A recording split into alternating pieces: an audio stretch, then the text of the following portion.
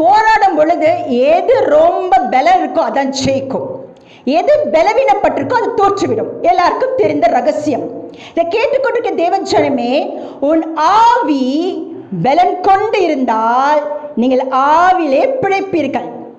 உங்கள் மாமிசம் பலன் கொண்டிருந்தால் நீங்கள் மாமிசத்திலே பிழைப்பீர்கள். இதை கேட்டுக்கொண்டிருக்க தேவஜனமே, உங்களையே நீங்கள் சோதித்து பாருங்கள். இந்த கடைசி நாட்களிலே நான் மாமிசத்துக்குரியவளா ஆவிக்குரியவளா?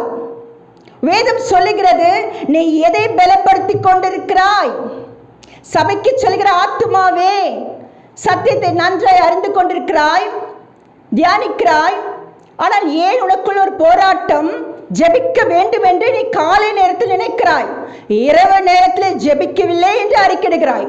இதை கர்த்தர் பார்க்கிறார். இதான் மாமிசம். இப்படிப்பட்டவர்கள் தேவனை